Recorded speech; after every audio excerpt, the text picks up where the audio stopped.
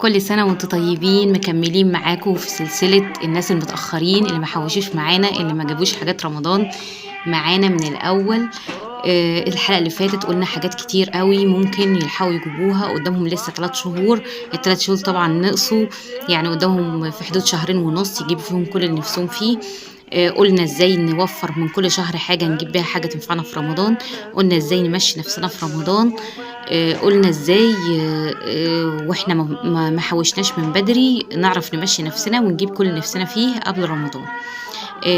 هقول لكم دلوقتي الحاجات اللي موجودة اللي ممكن نخزنها كلها لرمضان مرة واحدة. يعني ايه نجيب كل حاجة تنفع ان احنا نشيلها لرمضان ونشيلها مرة واحدة، سواء بقى ايه حاجات نواشف. يعني مثلا قلنا الشتاء، السنة دي رمضان في الشتاء والأكل هيبقى ممكن نعمل فيه خضار وطبيخ والكلام ده، مش نواشف بس. فهنخزن لوبيا وفاصوليا، هنخزن عدس، هنخزن عدس للكشري، هنخزن مكرونات، هنخزن زيت، هنخزن سكر، هنخزن زبدة هنسيحها ونعملها سمنة بلدي ونعينها، هنخزن دقيق.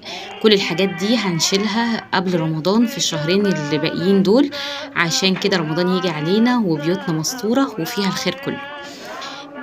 قلنا ان احنا لو ما حوشناش من بدري، لو احنا مزنوقين، احنا المرتب اللي بناخده يكفينا الشهر، بنقسمه على الاسابيع.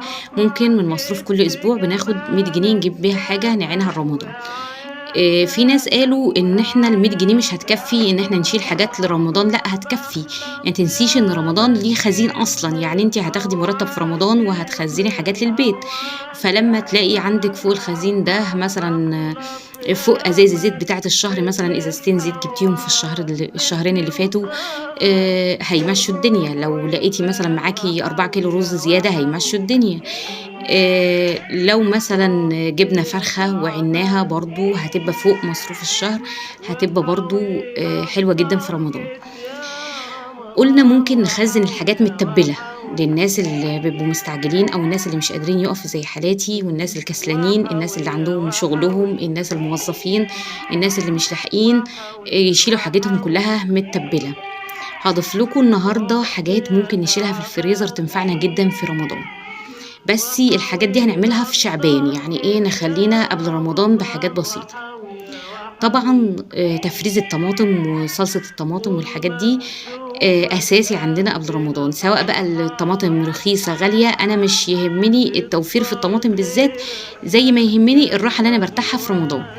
يعني بيبقى عندي كيس الطماطم موجود في الفريزر، بطلعه، لا بغسل طماطم ولا بفرم طماطم ولا بقطع طماطم ولا بعمل اي حاجه، انا بطلعه في ثانيه بحطه على الاكله اللي انا عاملاها وخلاص خلصنا. زي ما قلت لكم برضو ان الموضوع عندي توفير وقت، مش توفير يعني ايه توفير وقت ومجهود. مش زي ما ناس بيقولوا كسل بقى ولا رمضان زي اي شهر ونعمل فيه وكده. انا عايزه يبقى عندي وقت كبير للعباده، وقت كبير للصلاه، وقت كبير للذكر. مش هداني طحنه نفسي في المطبخ طول النهار واجي بالليل ما اقدرش اصلي ركعتين. هداني طول النهار مرهقه ومش قادره خالص وعامله شغل كتير، واجي بالليل ما اقدرش اصلي القيام، ما اقدرش اقوم بالعبادات اللي ربنا فرضها عليا على اكمل وجه. احنا بنعمل افطار صائم، ونيتنا ان شاء الله ان هو يكون افطار صائم، وربنا يجازينا خير ويدينا ثواب افطار صائم على الفطار اللي احنا بنعمله كل يوم لعيالنا. بس برضو ما نحرمش نفسنا من العبادة اللي ما بتتكررش كتير، ويا عالم رمضان هيجي علينا تاني ولا لا. فنحاول نوفر مجهود ونحاول نوفر وقت ونحاول نوفر صحتنا كده للعبادة افضل من وقفة المطبخ.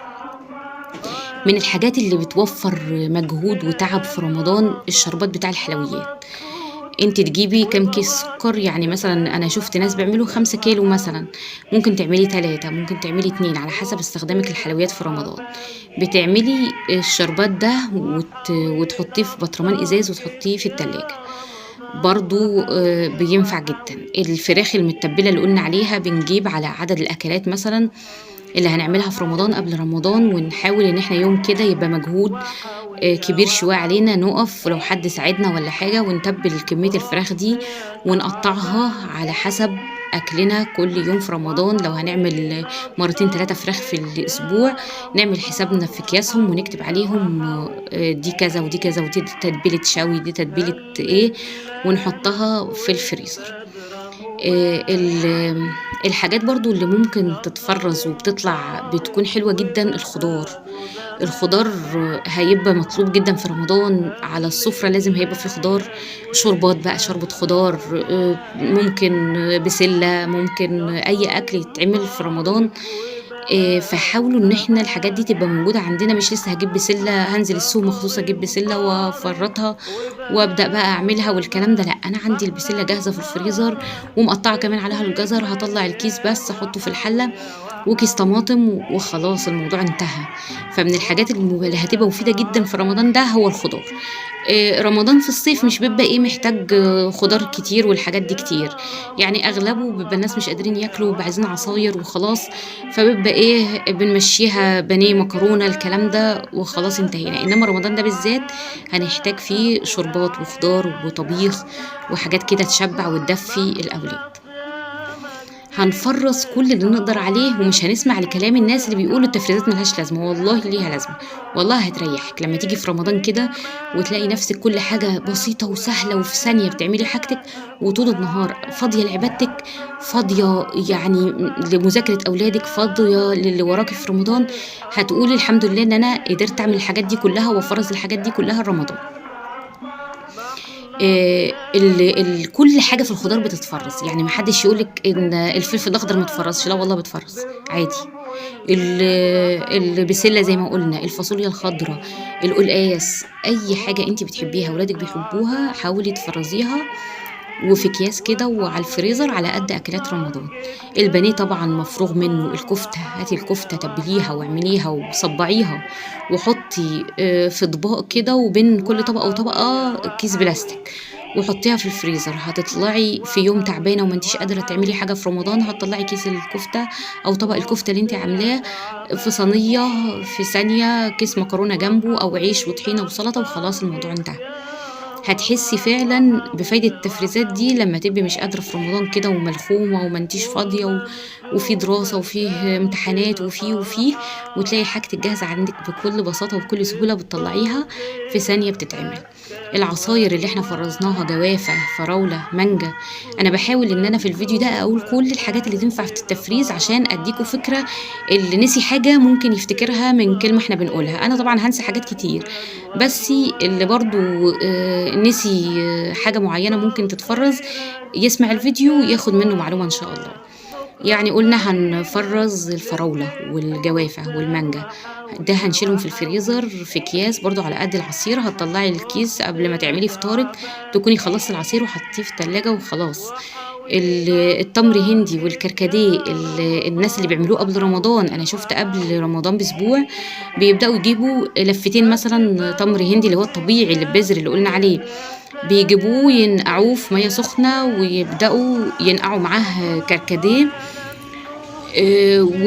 ويحاولوا إن هُم يعملوه مُركّز، يعني يحطوه في أكياس مُركّز وفي الفريزر، بتطلّعي في رمضان بقى المُركّز ده وتحلّيه أنتِ بمَيّة وسُكّر وكده، وخلاص برضه العصير جاهز. يعني حتى العصاير بتاعة رمضان ممكن نفرّزها من قبل رمضان، اللي هي التمر هندي والكركديه اللي صعب إنهم يتفرّزوا. إحنا بنقول الفواكه أيوه بتتفرّز العصير، بس صعب الحاجات دي تتفرّز، لا بالعكس ممكن تتفرّز. كل حاجة عايزة تريّحي نفسِك فيها هتعرفي تريّحي نفسِك فيها، كل حاجة هتحاولي إن أنتِ تبتكري وتخترعي لها طريقة تريّحِك فيها هتلاقي برضه طريقة. فرّزنا الفراخ بقى بأنواعها، دبابيس، صدور، بانيه. البانيه قُلنا بنتبّله ونحطّه في البقسماط ونحط برضه بينه وبين بعضه أكياس بلاستيك وتطلّعي في ثانية، هتحمّريها وهي مجمّدة بتبقى زي الفل. الستريبس نقطّع بقى شيش طاووق ونعمله في التتبيلة بتاعته ويبقى جاهز على التسوية. الفرخة كده نقطّعها ونحطّها في التتبيلة بتاعتها وجاهزة بس إن إحنا نحطّها في الصينية وفي الفرن وخلاص. خلطة المحشي قُلنا صلصة المحشي نعملها جاهزة والخضار بتاعها هنفرّزه جاهز، هنجيبه ونغسله وننشّفه ونخرّطه ونحطّه في الفريزر، يبقى أنتِ كده عملتِ المحشي في ثانية.